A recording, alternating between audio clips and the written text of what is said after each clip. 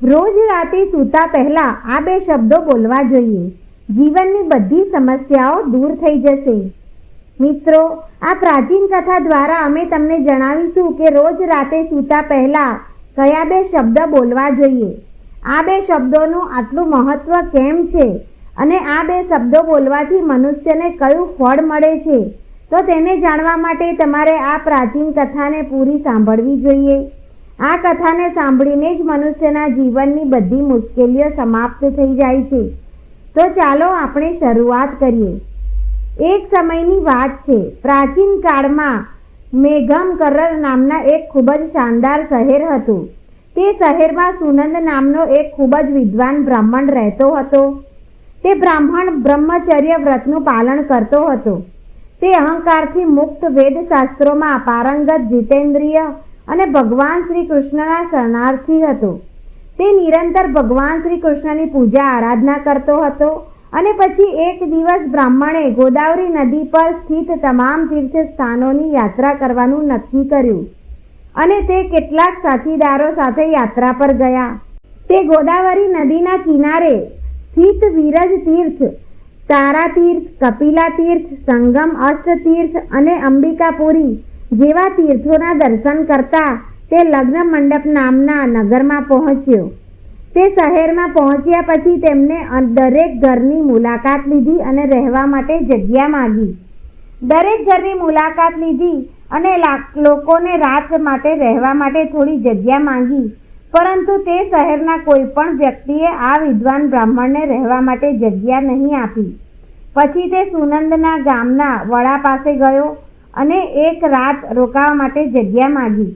ગામના વડાએ ખૂબ જ ચાલાકીથી બ્રાહ્મણને એક ધર્મશાળા બતાવી અને કહ્યું કે હે બ્રાહ્મણ દેવતા, તમે અને તમારા સાથીઓ તે ધર્મશાળામાં રહી શકો છો. મુખિયાની વાત સાંભળીને સુનંદને ખૂબ જ આનંદ થયો. તે પોતાના સાથીઓ સાથે તે ધર્મશાળા પાસે ગયા તો જોયું કે તે ધર્મશાળામાં કોઈ નથી. તે ધર્મશાળા નિર્જન પડ્યું છે. એક પણ પક્ષી તે સ્થળે દેખાતો ન હતો. બ્રાહ્મણને લાગ્યું કે આ સ્થળ તો ખૂબ જ નિર્જન છે. ન કોઈ માણસ છે કે ન કોઈ પશુ પંખી. આ સ્થાન શ્રાપિત હોવું જોઈએ. આ સ્થાનમાં કોઈ દુષ્ટ શક્તિ નિવાસ કરેલી હોવી જોઈએ. તેથી તે ભગવાનનું નામ લઈને ધર્મશાળામાં રહેવા લાગ્યો.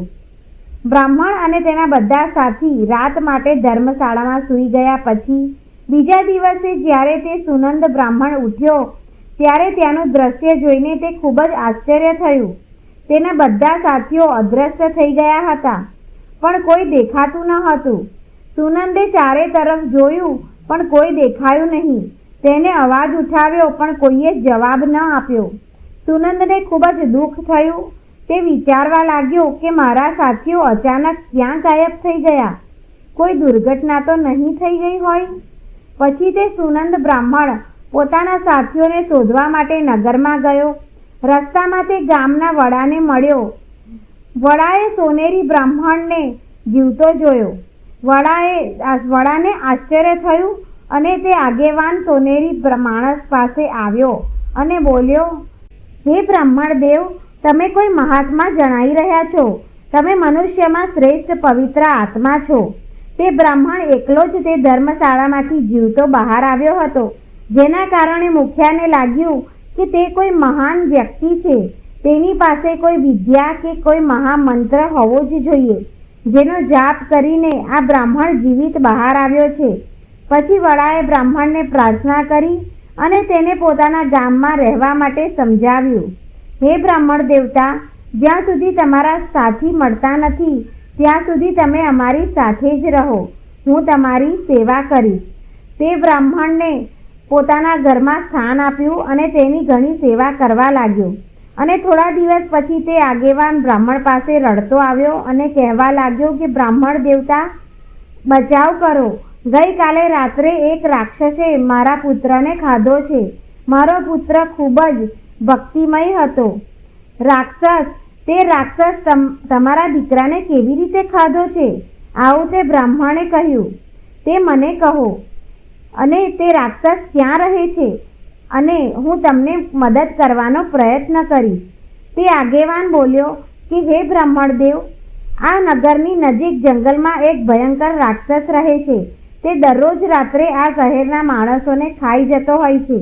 પછી એક દિવસ શહેરના બધા લોકોએ રાક્ષસને વિનંતી કરી કે તે શહેરના લોકોને ન ખાય. અમે તમારા માટે ભોજનની વ્યવસ્થા કરીએ છીએ. બહારથી આ ગામમાં રોકાવા માટે આવનારા દરેકને અમે મંદિરમાં રોકાવાનું કહીશું અને તમે તેમને ખાશો. એ રાક્ષસે અમારા અને શહેરના લોકો અને જે પણ રાત મંદિરમાં વિતાવે છે તેમની વાત માની લીધી. અમે અમારા લોકોના જીવ બચાવવા માટે આ કર્યું છે.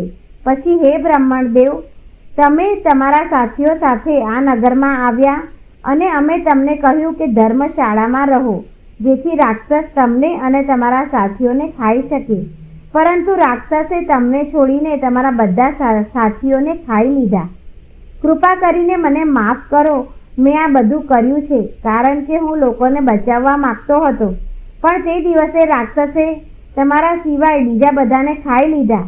કોઈ મહાત્મા છે તે આગેવાન આગળ કહે છે કે હે બ્રાહ્મણદેવ, કાલે રાત્રે મારા પુત્રનો એક મિત્ર આવ્યો હતો, પણ મેં તેને ઓળખી ન શક્યો અને તેને પણ રહેવા માટે ધર્મશાળામાં મોકલ્યો. મિત્ર ધર્મશાળામાં રોકાવા ગયો હતો, તેથી તે પણ તેને મળવા ગયો અને રાતે તે રાક્ષસે મારા પુત્રને પણ ખાધો. પછી બ્રાહ્મણ કહે છે કે ભાઈ, તે રાક્ષસ ક્યાં રહે છે? તું મને તેની પાસે લઈ જા.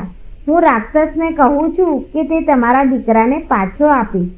ત્યારબાદ આ આગેવાન બ્રાહ્મણને લઈને જંગલમાં જાય છે, જ્યાં ભયાનક રાક્ષસ રહે છે. જ્યારે તે રાક્ષસ પાસે પહોંચ્યા ત્યારે તે ડરતો હતો અને રડતો હતો. રાક્ષસને કહેવા લાગ્યો કે હે દુષ્ટ રાક્ષસ, તમે મારા પુત્રને શા માટે ખાધો છે? હવે મારા પુત્રને પાછો આપો. રાક્ષસે કહ્યું કે હે મનુષ્ય, તારો પુત્ર પણ તે ધર્મશાળામાં હતો, તેથી તે પણ અન્ય લોકો સાથે મારો ઘાસ બની ગયો. મેં અજાણતા જ તમારા પુત્રને ખાધો છે. હવે તમારો દીકરો મારા પેટમાં છે. હું તેને પાછો આપી શકું એમ નથી. હવે તારે તારો દીકરો બચાવવા માટે પગલાં લેવા પડશે. પછી તે આગેવાન કહે છે કે હે રાક્ષસ, હવે તમે જ જણાવો કે હું મારા પુત્રની મુક્તિ માટે શું ઉપાય કરી શકું છું. મારી પાસે તેનું મૃતદેહ પણ નથી. તમે તે ચાવ્યું છે. હું મારા પુત્રના શરીરને કેવી રીતે મેળવી શકું? પછી તે રાક્ષસ કહેતો કે આ માટે હું તમને ઉપાય જણાવીશ. આ નગરમાં એક બ્રાહ્મણ દેવતા આવ્યા છે. તે રાત્રે તેઓ એક મંત્રનો જાપ કરી રહ્યા હતા, જેના કારણે હું તેમને ખાઈ શક્યો નહીં. જો તે બ્રાહ્મણ દેવ આવીને મંત્રનો જાપ કરીને મારા પર પાણી છાંટી દે તો મને આ રાક્ષસના શરીરમાંથી મુક્તિ મળશે અને તમારા પુત્રનું શરીર પણ તમને મળશે. પછી તે વડા સાથે ઊભા છે. તે સુનંદ બ્રાહ્મણ કહે છે કે હે રાક્ષસ, હું તે બ્રાહ્મણ છું જેને તે રાત્રે તમે ખાધો ન હતો. પછી તે રાક્ષસ સોનાની તરફ જુએ છે અને પ્રણામ કરીને કહે છે કે હે બ્રાહ્મણ દેવ, હું તમને જોઈને ધન્ય છું. કૃપા કરીને મને આ શ્રાપમાંથી મુક્ત કરો. આ રાક્ષસનું શરીર ધારણ કરીને ઘણા પાપ કર્યા છે. ત્યારે તે બ્રાહ્મણ કહે છે કે રાક્ષસ, તમે મને કહો કે તમે આ રાક્ષસનું શરીર શા માટે મેળવ્યું છે? પછી રાક્ષસ કહે છે કે પહેલાંના સમયમાં હું એક ખેડૂત હતો. આ નગરની નજીક હું એક ખેતી કરતો હતો. એક દિવસ મારા ખેતરની પાસે એક ગરુડે એક જીવંત માણસ પર હુમલો કર્યો અને તેને ખાવા લાગ્યો. તે સમયે એક સાધુ ત્યાંથી પસાર થઈ રહ્યા હતા. તેમને આ દ્રશ્ય જોયું તો તેઓ દૂરથી જ આ માણસને બચાવવાના પ્રયાસમાં તેની પાસે આવ્યા. પછી તે ગરુડે માણસને ઉંચકીને આકાશમાં ઉડ્યો. ઋષિએ મારા પર ગુસ્સે થયા અને મને શ્રાપ આપ્યો કે હે દુષ્ટ પાપી માણસ, તે ગરુડ તારી સામે એ નબળા માણસને ખાઈ રહ્યો હતો, પણ તે તેને મદદ ન કરી. તું નરકમાં જવાને લાયક છે. જે માણસ શક્તિશાળી હોય પણ ગરીબ અને ભયભીત લોકોની મુશ્કેલીઓ જોતો હોય અને તેમની મદદ માટે આગળ ન આવે, તેને યમદૂત કુંભી પાક નરકમાં નાખી દે છે. જે શક્તિશાળી હોવા છતાં પણ ચોર વગેરેને પકડવામાં ફસાયેલા માણસને બચાવી શકતો નથી, તે નરકમાં જાય છે. અને બીજા જન્મમાં વરુ બને છે, જે વાઘ, સાપ, રાક્ષસ, ભૂત વગેરે દ્વારા ઘાયલ માણસને મદદ કરતું નથી. તેને હત્યાનો જ પાપ લાગે છે. હે દુષ્ટ, તું એ માણસની મદદ ન કરી શક્યો, પણ તે ન કર્યું, તેથી તું પણ પાપી છે. તેથી હું તને શ્રાપ આપું છું કે તું રાક્ષસ બની જા. તે સાધુએ મને શ્રાપ આપ્યો ત્યારે હું ખૂબ જ ગભરાઈ ગયો અને મેં તે સાધુની માફી માગી. મેં કહ્યું કે હે સાધુજી, મારું ધ્યાન ખેતરની રક્ષા કરવામાં હતું, એટલે મારું ધ્યાન તેના પર ન હતું. મેં ઈરાદાપૂર્વક આવું કર્યું નથી. કૃપા કરીને મને માફ કરો. પછી તે સાધુએ મને માફ કરી દીધો અને કહ્યું કે જો કોઈ સિદ્ધ બ્રાહ્મણ મંત્રનો જાપ કરીને તમારા પર પાણી છાંટે તો તમને આ રાક્ષસના શરીરમાંથી મુક્તિ મળશે.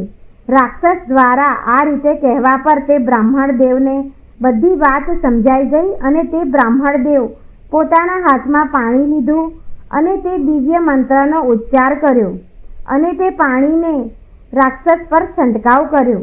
જ્યારે પાણી શરીર પર પડ્યું ત્યારે રાક્ષસ જમીન પર પડી ગયો અને તેનું શરીર તરત જ નાશ પામ્યું અને અંદરથી બધા જ મૃતદેહો બહાર પડ્યા, જેમાં તે પ્રમુખના પુત્રનો પણ સમાવેશ થતો હતો.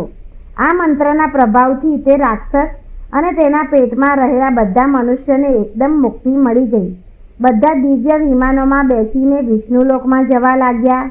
પછી તે આગેવાને પોતાના પુત્રને અંતિમ વિદાય આપી અને બ્રાહ્મણ તરફ જોઈને તેને પ્રણામ કરીને કહ્યું કે હે બ્રાહ્મણ દેવ, કૃપા કરીને મને જણાવો કે તમે દરરોજ જે મંત્રનો જાપ કરો છો તે શું છે, જેના કારણે તે રાક્ષસ પણ મુક્ત થઈ ગયો.